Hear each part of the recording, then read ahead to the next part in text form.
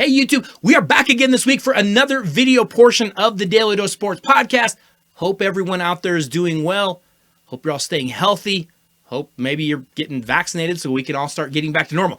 This week on the Dose, we've actually reached our Daly Dose Top 5. And of course, Super Bowl 55 took place on Sunday. And it was between the Kansas City Chiefs and the Tampa Bay Buccaneers, which is why you'll see I'm wearing a Denver Broncos hoodie. But it was actually a bit of a boring game, which was kind of disappointing. We were hoping for so much more from that game, and we didn't get it. But right now, let's jump into our Daly Dose Top 5. Now, as we do so many weeks, we need to get to our Daly Dose Top 5.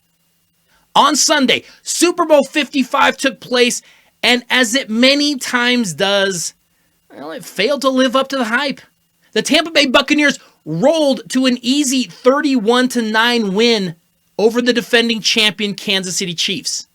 And honestly, the game just didn't have much drama.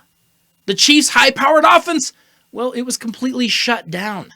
Patrick Mahomes, who seems to be the guy that is the heir to the quarterback throne, he got smacked around all day. And while he finished the game with 270 yards, he threw 2 interceptions. He was hit 9 times. He was sacked 3 times for huge losses, and the Chiefs never scored a single touchdown. And honestly, Tampa Bay's offense wasn't great. I mean, they scored 31 points, but they benefited from a number of penalties. And I mean, Tom Brady, a guy who we keep being told is the greatest athlete in the history of athletics, he won the MVP by throwing for 200 yards. It just wasn't a very entertaining game. But here's the thing. I have no dog in this race.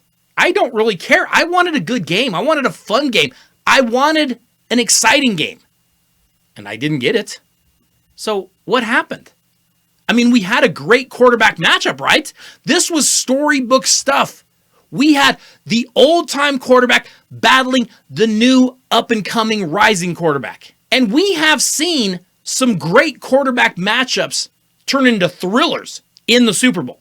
Super Bowl 10 and Super Bowl 13 featured Terry Bradshaw and Roger Staubach. Both of those games were close and entertaining. John Elway beating Brett Favre in Super Bowl 32 was one of the most exciting Super Bowls ever. Same for Tom Brady versus Kurt Warner in Brady's first Super Bowl win back in Super Bowl 36.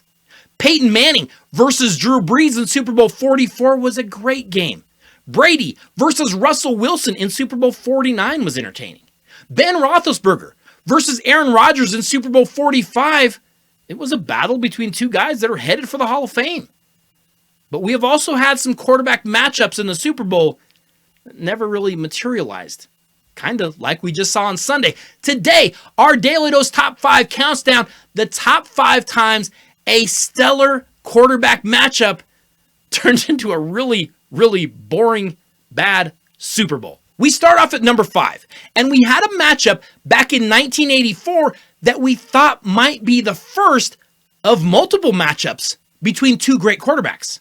Because Joe Montana had already won a Super Bowl back in 1981. And this San Francisco 49ers team was actually a little bit better in 1984. And then we had Dan Marino making his first Super Bowl appearance in just his second season with the Miami Dolphins. This was a great matchup. We knew this might be the start of something big. These two might face each other a number of times. But the game turned out to be pretty lopsided. The Dolphins did actually lead the game 10-7 in the first quarter. Yeah, and then the Niners outscored them 31-6. Marino threw for 318 yards, but he threw 2 interceptions. Joe Montana, meanwhile, was really, really good. He rolled to an easy MVP award, and the Niners cruised to a 38-16 win. Montana would go on to win 2 more Super Bowls. Marino would never make it back to another one in his entire career. Super Bowl 19 looked really good on paper, wasn't so good on the field. We move on to number 4, and we reach a Super Bowl that featured 2 Hall of Fame quarterbacks. And both teams were great on both sides of the ball too. This would have to be a good game, right? We go back to 1976, and the Minnesota Vikings had one of the most exciting quarterbacks to ever play the game. Think about this. Right now, we look at Tom Brady. He's the best quarterback of all time. Everyone says so, right? except for maybe me. And it really isn't even close. I mean, maybe you could throw in a Peyton Manning. Maybe you could throw in, I don't know, a Drew Brees. They own all the records, right? It's those three guys. But do you know whose records they had to break? One Francis Asbury Tarkington. Because Fran Tarkington threw for over 47,000 yards and 342 touchdowns in his amazing career. And we all kind of forget about that guy. But in 76, Super Bowl 11 was going to be his final chance, most likely, to win a Super Bowl. And he would be facing another Hall of Famer in Oakland Raiders quarterback Ken Stabler.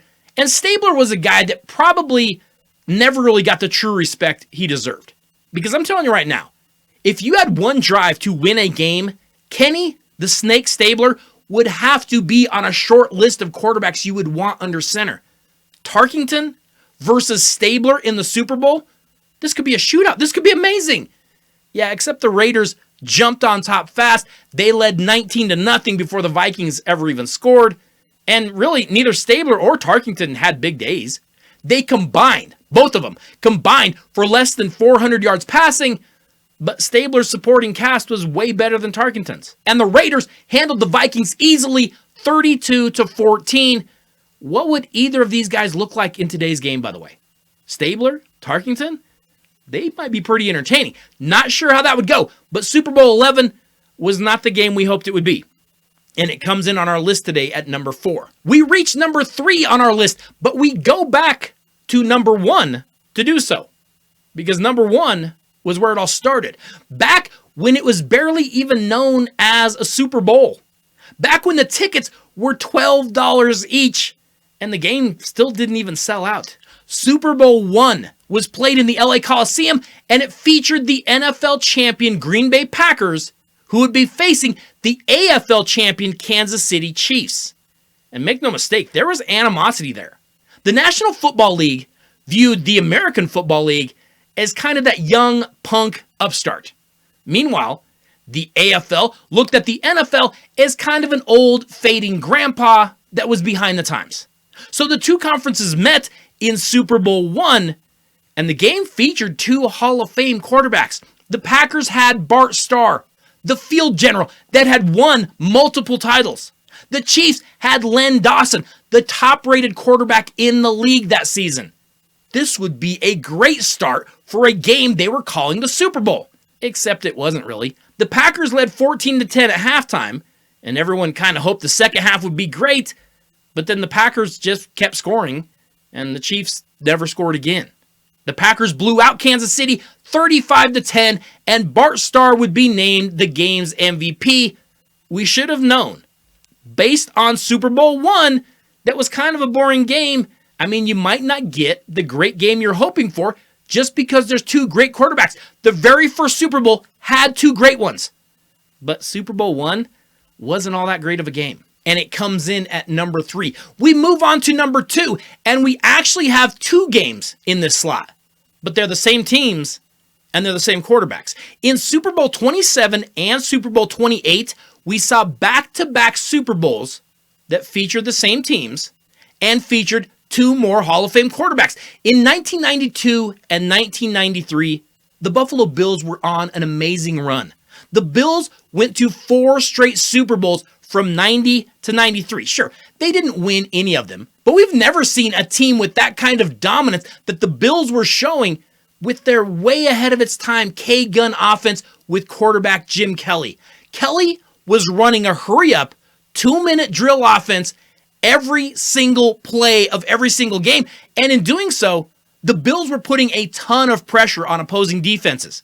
Kelly would be squaring off with Troy Aikman and the Dallas Cowboys in both Super Bowl 27 and Super Bowl 28. Now, could we please get a shootout with these two quarterback greats?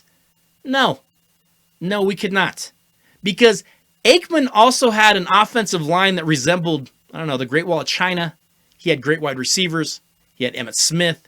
He had a really good defense. In Super Bowl 27, Kelly actually had the Bills in the game. It was close. But then he left with a knee injury. And the Cowboys blew out the Bills 52-17. And then the following year, we got a rematch, and the Bills were actually leading the game at halftime 13-6. And then Dallas outscored Buffalo 24-zip in the second half. The Cowboys blew out the Bills again, 30-13, and the Aikman versus Kelly duel once again fell short of most everyone's expectations. Jim Kelly versus Troy Aikman 2 times comes in at number 2. We reach our number 1 entry on our Daly Dose top 5 worst Super Bowls with great quarterback matchups, and we reach a Super Bowl that had 2 quarterbacks that are in the conversation for greatest quarterback of all time. I know a lot of the talking hairdos are telling us that conversation is over. I'm telling you right now, I'd consider either of these 2 guys. And I know. We're being told over and over right now, no one can even be in the same class as Tom Brady. But I've told you before, it's really unfair to compare eras. But these 2 quarterbacks on our number 1 entry, they would have been great in any era. They would have been great on any team. Unfortunately, as great of a matchup as this was on paper, it turned out to be the worst Super Bowl ever. Joe Montana was already great. I mean, he had already won 3 Super Bowls, and in 1989, he would be on what was probably the best team he ever played on in his career. In Super Bowl 24, Montana and the San Francisco 49ers would be facing John Elway and the Denver Broncos. Now, Elway didn't have nearly as much help as Montana did. I mean, you can't really compare Bobby Humphrey with Roger Craig. I'm pretty sure Jerry Rice was a little bit better than Vance Johnson, and John Taylor was just a tiny bit better than Ricky Nattiel, right?